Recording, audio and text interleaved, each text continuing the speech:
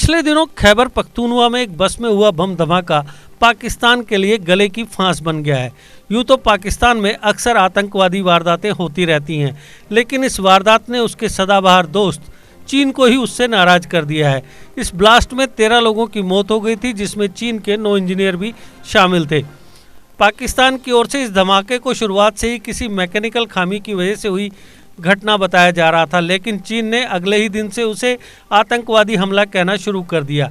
यही नहीं, पाकिस्तान का सदाबहार दोस्त कहने वाले चीन ने पाकिस्तान से कहा कि इस मामले के दोषियों को जल्दी तलाश किया जाए और उन्हें कड़ी से कड़ी सजा मिलनी चाहिए। चीन की ओर से एक जांच दल भी पाकिस्तान भेजा गया है, जो उसकी एजेंसियों के साथ मिलकर मामले की जांच करेगा। इस पूरे घटनाक्रम से साफ है कि चीन और पाकिस्तान के बीच इस घटना के बाद से ऑल इज वेल नहीं है। चीन के प्रधानमंत्री ली केचियांग ने भी इस मुद्दे को गंभीरता से लेते हुए पीएम इमरान खान से बात की थी। उन्होंने कहा था कि इस मामले में सभी जरूरी कदम उठाए जाने चाहिए और जिम्मेदार लोगों को सख्त सजा मिलनी चाहिए। पाकिस्तान के खैबर प्रांत के कोहिस्तान जिले में इंजीनियरों की मौत के बाद से दासू डैम पर काम भी बंद हो गया है। ये इंजीनियर इसी डैम के काम से जुड़े हुए थे।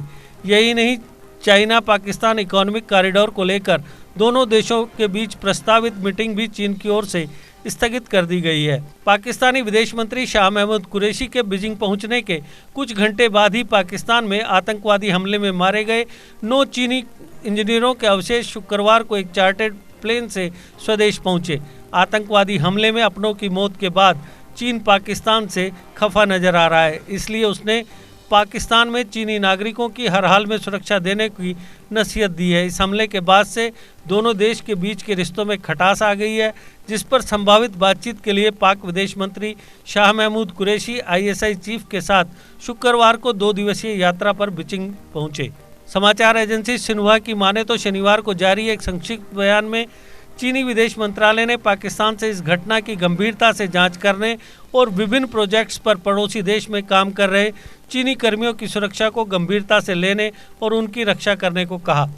शाह महमूद कुरैशी आधिकारिक तौर पर तीसरी चीन पाकिस्तान सामरिक वार्ता में हिस्सा लेने के लिए यहाँ आए हैं। हालांकि उनके साथ आईएसआई चीफ हामिद भी हैं, मगर उनके बारे में आधिकारिक पुष्टि नहीं की गई है। मगर पाक मीडिया ने इसका दावा किया है।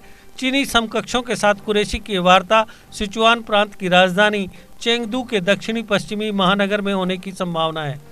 आधिकारिक समाचार एजेंसी सिन्हुआ के हवाले से बयान में कहा गया है कि चीन गंभीरता से, जिम्मेदारी से और सही तरीके से सच्चाई का पता लगाने, अपराधियों को न्याय के दायरे में लाने, घायलों के इलाज के लिए कोई कसर नहीं छोड़ने के लिए हर आवश्यक उपाय करने के लिए पाकिस्तान से पूछना और समर्थन करना जारी रखेगा। साथ ही चीन ने इस तरह की वारदातों को दोबारा होने से रोकने के लिए पाकिस्तान में चीनी कर्मियों, परियोजनाओं और संस्थानों की सुरक्षा की ईमानदारी से रक्षा करने को कहा है। आपको बता दें कि यह घटना खैबर पख्तूनख्वा प्रांत के ऊपरी कोहिस्तान जिले में हुई थी, जहां चीन की एक कंपनी सिंधु नदी पर 4320 मेगावाट का बांध बना रही है। यह दुर्घटना उस समय हुई जब चीनी और स्थानीय श्रमिकों को बांध निर्माण स्थल पर ले जा रही एक बस खड्ड में गिर गई। दोनों करीबी सहयोगियों के बीच घटना को लेकर अलग अलग धारणा है कि यह आतंकवादी घटना थी या गैस विस्फोट से बस पलटी। इसने भी बीजिंग की चिंताओं को बढ़ा दिया था। इसका असर हुआ कि चीन ने पाकिस्तान में कई प्रोजेक्ट्स को बंद कर दिया। शुरुआत में कहा गया था कि बस के गिरने से पहले एक विस्फोट हुआ था। बाद में पाकिस्तान ने औपचारिक तौर पर कहा था कि बस किसी तकनीकी गड़बड़ी के कारण गिरी और गैस रिसाव के कारण बाद में विस्फोट हुआ। चीन के अधिकारी से लगातार विस्फोट बताते रहे और मामले की जांच के लिए 15 सदस्यों की विशेषज्ञ टीम को भी भेजा गया। गृह मंत्री शेख रशीद ने इस हफ्ते कहा था कि पाकिस्तान ने जांच पूरी कर ली है और चीन इससे संतुष्ट है, लेकिन उन्होंने बस दुर्घटना की प्रवृत्ति के ब्यौरे साझा नहीं किए। वहीं दूसरी ओर पाकिस्तान में काम कर रहे चीनी नागरिक बस हमले के बाद इतना डर गए हैं कि खुद ही AK-47 राइफल लेकर चल रहे हैं। चीन अपने सिंजियांग प्रांत को पाकिस्तान के ग्वादर बंदरगाह से जोड़ने के लिए $60 अरब से ज़्यादा का इन्वेस्टमेंट कर रहा है। पाकिस्तानी सेना अशांत बलूचिस्तान में चीनी कामगारों को सुरक्षा देती है, लेकिन बस हमले के बाद उसकी पोल खुल गई है। अब चीनी नागरिक पाकिस्तानी विद्रोहियों से खुद ही अपनी सुरक्षा करने के लिए असॉल्ट राइफल लेकर चल रहे हैं। चीनी नागरिकों के AK-47 लेकर चलने की तस्वीरें इन दिनों वायरल हो रही हैं। पाकिस्तान ने चीनी प्रोजेक्ट और नागरिकों की सुरक्षा के लिए 30,000 जवानों को तैनात किया है, लेकिन विद्रोही लगातार हमले कर रहे हैं। पिछले दिनों हुए बस हमले में 9 चीनी इंजीनियर्स की मौत हो गई थी। पाकिस्तान सेना के कई जवान भी मारे गए थे। 9 इंजीनियरों की मौत से ड्रैगन बुरी तरह से भड़का हुआ है। उसे पाकिस्तानी जांच पर भी भरोसा नहीं है, इसलिए उसने चीनी जांचकर्ताओं को भेजा। यही नहीं, चीन का सरकारी अखबार ग्लोबल टाइम्स भी पाकिस्तान सरकार और सेना के खिलाफ तल्ख बयानबाजी कर रहा है।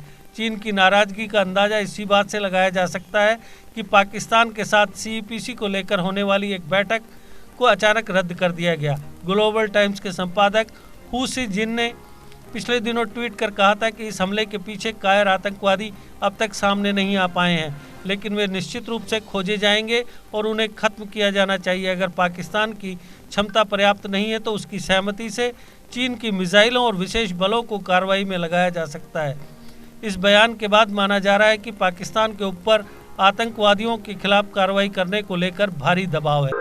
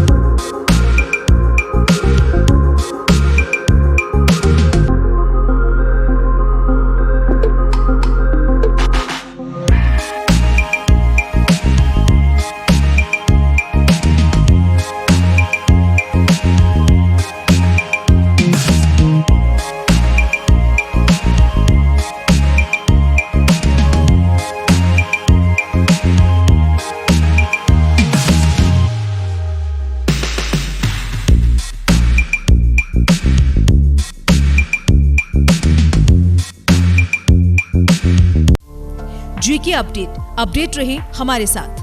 अगर आप ये वीडियो YouTube पर देख रहे हैं तो हमारे YouTube चैनल को सब्सक्राइब करें और बेल आइकन को क्लिक करें। अगर आप ये वीडियो Facebook पर देख रहे हैं तो हमारा Facebook पेज लाइक जरूर करें।